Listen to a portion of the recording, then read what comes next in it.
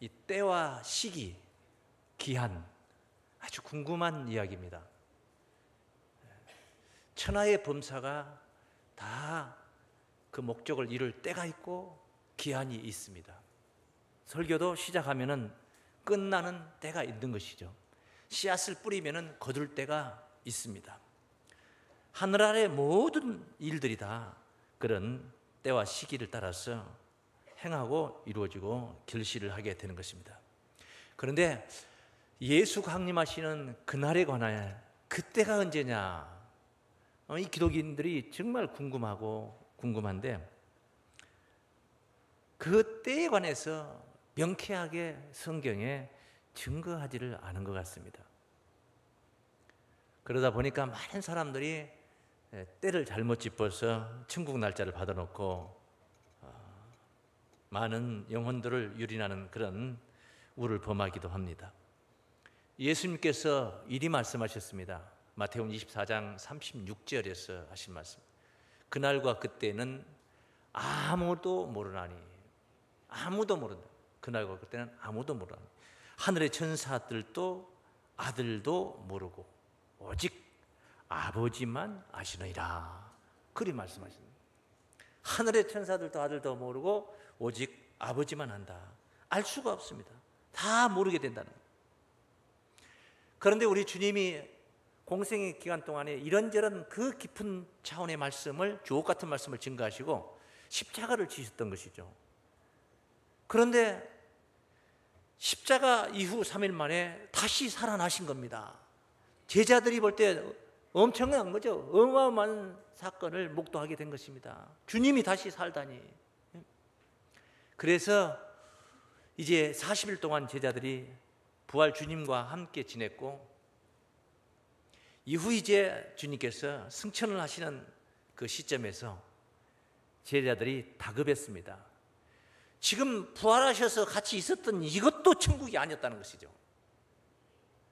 주님이 가신다는 겁니다. 그리고 또한 다시 오신다는 이야기가 있죠. 그러니 가셨다 다시 오실 때 비로소 천국이 이루어진다는 이야기인데, 그럼 그 때와 시기는 정말 언제입니까? 때와 기한이 언제입니까? 혹시 이때가 아닙니까? 부활하셔서 40일 동안 제자들과 함께 지냈던 이때가, 지금이 주님께서 그동안에 그리도 말씀하셨던 그 천국, 이때가 아닙니까? 이때 아닙니까? 어느 때입니까? 궁금했죠? 당연히 궁금했겠죠. 사도행전 1장 6절에서 저희가 모였을 때에 예수께 묻자와 가로되 주께서 이스라엘 나라를 회복하심이 이때니까 하니, 주님 답변하십니다. 때와 기한은 아버지께서 자기의 고난에 두셨으니 너희의 알 바 아니요. 너희들이 알 바 아니다. 다만 성령이 임하면은 너희가 권능을 받고 예루살렘과 유대와 사마리아와 땅 끝까지 이르러 내 증인이 되리라 라고 말씀을 하실 뿐이었습니다. 그렇게 부활하시고 40일 동안 함께했던 제자들이 그리도 임박한 때가 아니겠는가 하는 생각으로 궁금해서 그 때와 시기를 물었을 때도 주님은 너희의 알 바 아니다. 오직 아버지께서 그 장중에 붙들고 정하시고 행하실 때라는 것만 그렇게 일러 주시고 결국은 이제 가버리셨습니다. 8절 이후에 9절에 이제 우리 주님이 하늘로 올라가시는 이야기가 기록이 된 겁니다. 가버리셨어요. 그렇게 가셨던 우리 주님이 구름이 저희를 가리워 보이지 않더라. 하늘로 올려가시니 구름이 저희를 가리워 보이지 않더라 하니까 제자들이 맨 하늘을 쳐다보고 있으니까 이 곁에 있는 천사들이 말합니다. 너희가 지금 가셨던 그 예수 가신 그 사건을 본 그대로 다시 오시리라. 다시 오신다는 약속을 다시 한번 또 확인을 시켜준 것입니다. 지금 가버리시는 것이 영영 이별이 아니라 또 다시 오신다는 거예요. 네? 오신다는 거예요. 그 오신다는 주님이 오늘 본문에 정말 다시 나타나심으로 예언의 말씀에 명시가 되어 있습니다. 1장 7절 본문의 말씀을 다시 한번 봅니다. 볼지어다 구름을 타고 오시리라. 각인의 눈이 그를 보겠고 그를 찌른 자들도 볼 터이요 땅에 있는 모든 족속이 그를 인하여 애곡하리니 그러하리라. 제자들이 그리도 궁금했던 그날을 여기 이렇게 명시를 해놓고 있습니다. 오신다는 거죠. 각인의 눈이 그를 보겠다. 그를 찌른 자도 본다. 만민이 그를 본다. 그런데 여기 이상한 것은 그를 인하여 애곡하리니 그러하리라. 그 주님이 다시 오신다면 환호하고 정말 온 백성들이 싸이가 쳤던 말춤이라도 춰가면서 전부 다들 좋다고 그렇게 기뻐하며 환호를 해야 되는데 땅에 있는 모든 족속이 그를 인하여 애곡하리니 그러하리라. 애곡한다는 것입니다. 슬퍼서 흐느끼며 운다는 것입니다. 반가워서 우는 게 아니고 슬퍼 운다는 것입니다. 기뻐서 우는 눈물이 아닙니다. 기쁨이 넘쳐서 눈물이 나는 게 아니에요. 이게 아닙니다. 땅에 있는 모든 족속들이 무엇 때문에 이렇게 애곡을 하게 되는 것인가? 이유가 있습니다. 당연히 있습니다. 그래서 오늘 예수 구름 타고 오실 때 첫째, 그때는 검은 것과 하얀 것, 어둠과 빛이 명확하게 드러난다. 우리 한번 따라 하시겠습니다. 재림의 때는 흑백이 명확히 드러난다. 누가 구원의 백성이고 누가 멸망의 자식인가? 이것을 어떤 목사님들이 좀 차원이 높은 또는 믿음이 좋은 성도들이 그냥 보는 게 아니라 모든 백성들이 각인의 눈이 다 그걸 본다는 겁니다. 그걸 안다는 것입니다. 너는 구원, 나는 지옥, 나는 구원, 너는 지옥. 이것을 모든 백성들이, 땅에 있는 모든 백성들이 다 안다는 것입니다. 그래서 애곡한다는 거예요. 애곡한다. 구원과 심판이 아주 명쾌하게 드러나게 된다는 거예요. 얼마만큼 그것을 구별하기 좋고 알기 쉽게 그렇게 드러나느냐. 마태복음 25장 31절에서 이런 말씀을 했어요. 인자가 자기 영광으로 모든 천사와 함께 올 때에 자기 영광의 보좌에 앉으리니. 예수가 오실 때에 영광의 보좌에 앉으리니. 모든 민족을 그 앞에 모으고 각각 분별하기를 목자가 양과 염소를 분별하는 것 같이 하리라. 양을 본 적도 없고 키워본 적도 없고 염소를 한 번도 본 적도 없는 사람은 무엇이 양인지 무엇이 염소인지, 이게 염소인지 개인지 고양인지 염소인지 양인지 분별 못합니다. 그런데 목자는 그 분야의 전문가입니다. 마치 목자가 양과 염소를 분별한다. 분별이 잘 된다 안 된다? 잘 된다. 그냥 거저 먹기다, 식은죽 먹기다. 지금은 다들 내숭 떨고 있고 외식하고 있고 그러지 않습니까? 그러니까 진짜 참 신앙인가 아닌가, 겉으로 볼 때는 엄청 정말 신앙이 좋은 것 같은데 정말 그런지 아니 그런지 분별 못합니다. 잘 안 됩니다. 근데 그때는 그렇게 분별이 쉽다는 것입니다. 본문에서 뭐라고 그랬습니까? 각인의 눈이 그를 본다. 지금은 보여줘도 안 보입니다. 보여줘도 안 믿습니다. 안 믿어요. 그런데 그때는 스스로가 다 자기를 보는 것입니다. 각인의 눈이 다 볼 것이라는 것입니다. 자신들의 현실을 스스로가 하는 것이에요. 너는 이래저래 하다 해서 지목을 받고 지적을 하니까 아는 게 아니라 스스로가 자기 자신을 알게 되는 거예요. 인정을 하는 것입니다. 그럼 나만 인정을 하느냐? 저 사람은 빛의 자녀고 이 사람은 어둠의 자녀다. 이걸 나만 인정을 하고 하는 게 아니라 만인이 다 그것을 평가를 할 수가 있고 인정을 하게 된다는 거예요. 어둠의 자녀라는 것을 인정한다는 것은 서글픈 이야기겠지만 내가 빛의 자녀라는 것을 인정받는다, 만인으로부터 인정을 받는다, 얼마나 참 기쁘고 행복한 평강의 그런 순간이겠습니까? 법이 따로 없어요. 그 광경을 목도하는 모든 사람들이 다 법이 되는 거예요. 법이 되는 거예요. 스스로 다 알게 됩니다. 당연히 빛의 자녀, 하늘에 속한 자가 되어야 될 줄을 믿습니다. 하늘에 속한 자가 되어야 됩니다. 따라하시고 두 번째입니다. 하늘에 속한 자들의 구원이 빛난다. 바꿔서 말씀드리면은 그 전에는 하늘에 속한 자들의 구원이 빛나질 않았습니다. 지금도 우리는 구원 받은 겁니다. 지금도 우리는 뭐 받은 거예요? 구원 받은 거예요. 누구든지 저를 믿으면 멸망치 않고 영생을 얻는다. 구원 받은 것입니다. 구원을 약속받습니다. 약속이 되는 것이에요. 성립이 되는 것입니다. 예수 믿음으로 성립이 된 겁니다. 그런데 이게 빛이 나느냐? 아닙니다. 자칫 잘못된 자로 정죄도 당할 수가 있는 것입니다.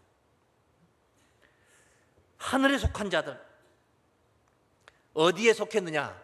그거 대단히 중요합니다. 우리가 하늘에 속해 있어도, 하늘에 속한 자라 할지라도 뭐 하늘이 있어야지, 영적 의미의 하늘만 논하고 있는 것이지 궁극적인 그 목적지 셋째 하늘에 낙원의 세계, 그 새하늘과 새 땅에 우리가 지금 들어가서 나라가 존재하는 게 아니고 우리가 거기에 발을 딛고 누리고 있는 건 아니잖아요. 지금 그런 거 아니잖아요. 나라가 없는 거죠.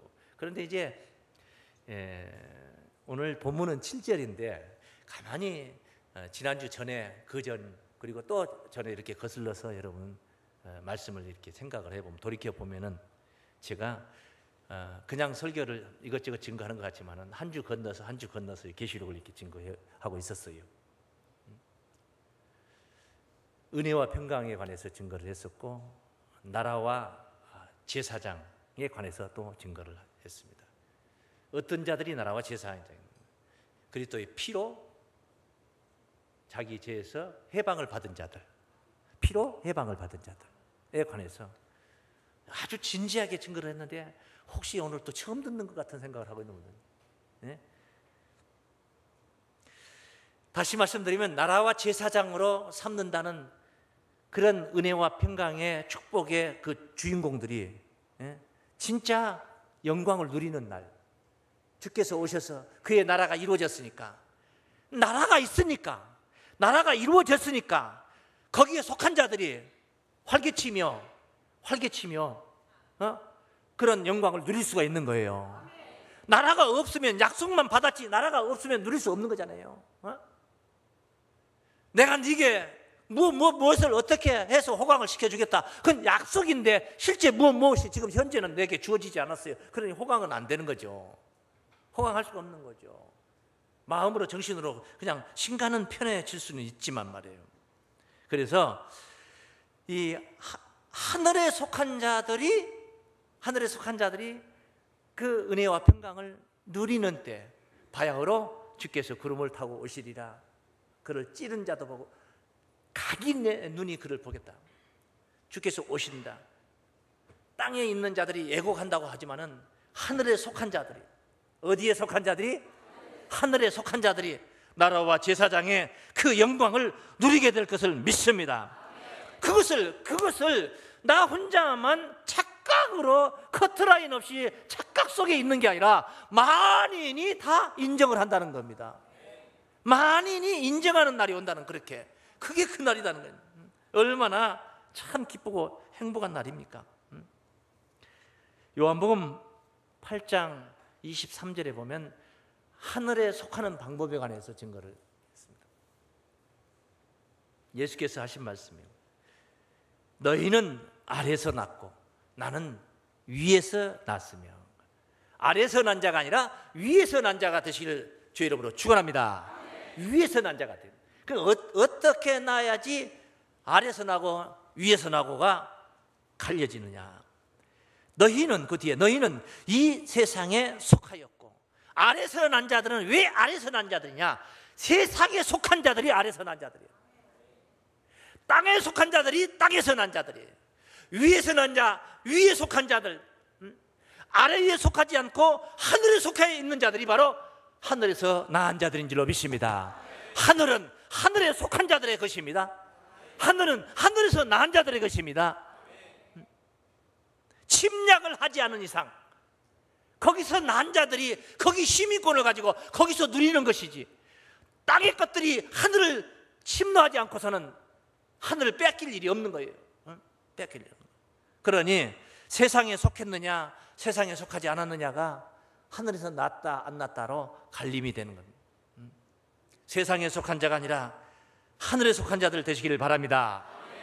하나님의 나라는 추수를 하는데 이제 마지막 주께서 오신다면은 무슨 일이 벌어지겠죠? 추수하는 일이 벌어져야 되겠죠. 추수를 하는데 어디서 추수를 하느냐? 하늘에서 추수를 해요. 이것이 문자적인 하늘에서 추수를 한다면은 여기 땅에 있는 우리들은 추수 대상이 아닙니다. 저 하늘 어디에 지금 무슨 죽은 영혼들이라도 어디 있어서 거기서 추수한다면 모르지만 성경은 이렇게 증거합니다. 마태복음 24장 30절 말씀에 한번 보십시오. 오늘 본문과 일맥상통한 말씀입니다. 그때의 인자의 징조가 하늘에서 보이겠고 그때의 땅에 인자의 징조가 하늘에서 보이는데 그때의 땅에 모든 족속들이 뭐하며? 통곡한다는 겁니다. 예곡한다는 말이나 통곡한다는 말. 네? 땅의 모든 족속들이 통곡한다.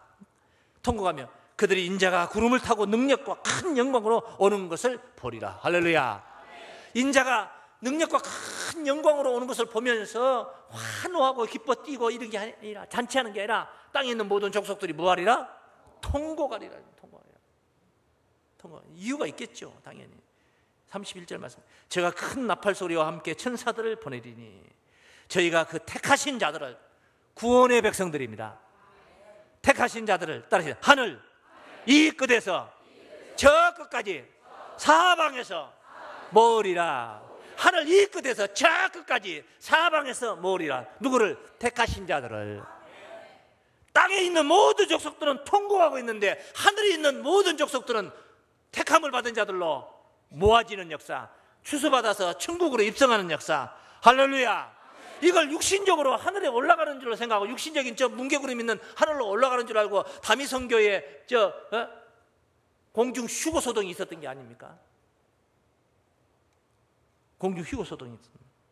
성경을 문자적으로 보다 보니까 그런 우를 범하게 된 거예요. 하늘에 속한 자들은 구원이 빛납니다. 만인이 각인의 눈이 그걸 보고 다 인정을 하게 되는 거예요. 그런데 반면에 땅에 있는 자들은 방금도 읽었듯이 통곡을 한다고 그랬습니다. 모든 족속이 통곡한다. 모든 족속이 애곡하는 날이라는 것입니다. 따라하십니다. 땅에 속한 자들은 애곡하는 날이다. 하늘에 속한 자들은 구원이 빛나는 날인데 땅에 속한 자들은 애곡하는 날입니다. 흑과 백이 명쾌하게 명확하게 구분이 되고 갈려지는 날입니다. 그게 바로 주의 날인 줄로 믿습니다.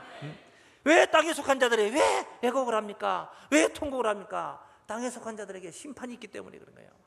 심판이에요. 그런 심판의 날, 그러니까 이런 예수 오시는 그 재림의 날, 주의 날이 아니었어도 세례요한이 예수를 증거하기 위해서 왔을 때에 정말 오랜만에 선지자가 하나 나타났습니다. 대단한 자로 나타났습니다. 유대 모든 민족들이 세례요한에게 막 물밀듯이 막 몰려듭니다. 요단강으로 세례를 받아요. 세례요한이 막 강하게 일침을 넣습니다.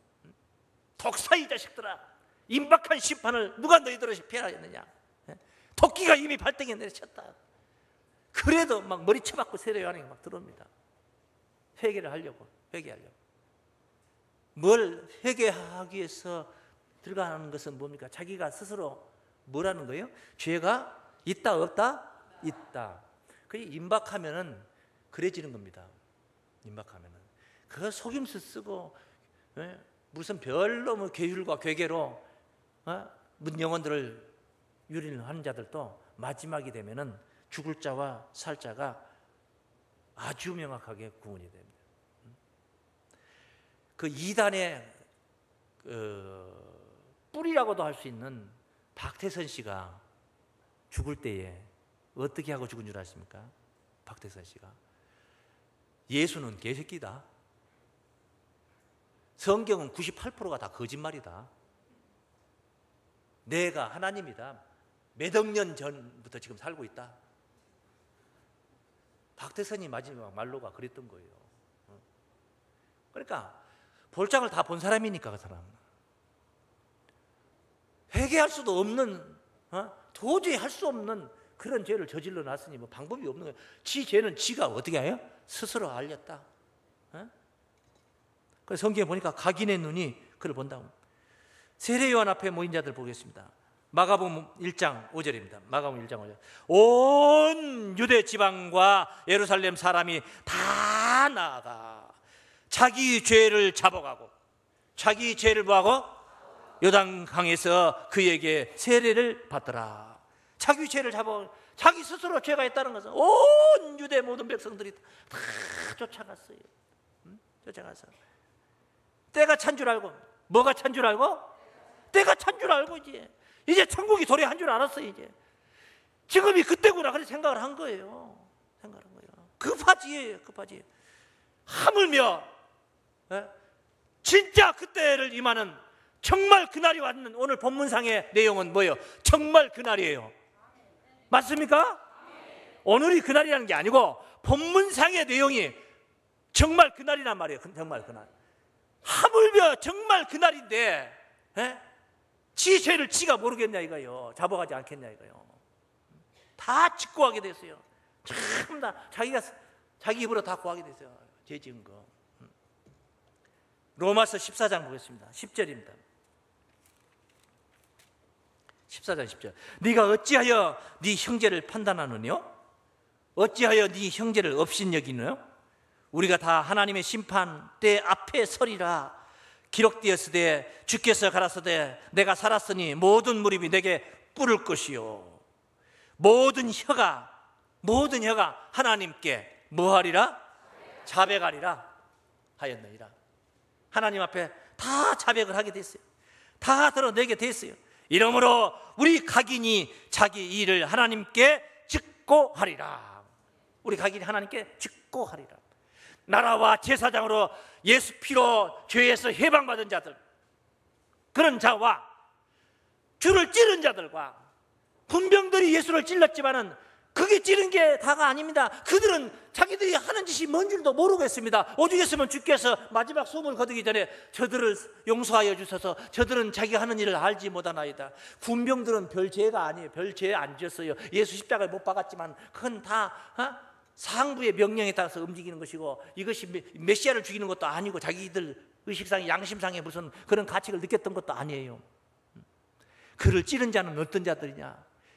오늘 이 순간까지 예수 이후, 아니 천지창조 이후 오늘 이 순간까지 하나님을 대적하고 있는 자들, 예수를 대적하고 있는 자들, 말씀을 대적하고 있는 자들, 주의 말씀을 받지 않는 자들, 그리고 오히려 핍박하고 가진 자들을 없이 여기는 그런 자들, 전부 다 찌른 자들이에요. 그런 자들이 찌른 자들. 찌를 수 있는 자들은 멀리 있는 자들이 아닙니다. 가까이 있는 자들이 찌르는 것입니다. 예수 찌른 자들은 여기 어디 아메리카 대륙에서 아니면 한반도 땅 모퉁이 한반도에서 거기까지 출장 가가지고 일부러 그냥 거기까지 그냥 가서 쫓아가서 예수 찌르러 간 사람들 없어요. 어떤 자들이냐? 그 하나님을 믿는다는 유대인들이 찔렀던 거예요. 예수 이 땅에 다시 이 순간에 만약에 이 순간에 이런 시대에 오시지 않지만은 만약에 오신다면 누가 찌르냐? 저 세상 사람들은 관심도 없어요. 예수 오셨거나 말거나 상관도 안 한다니까.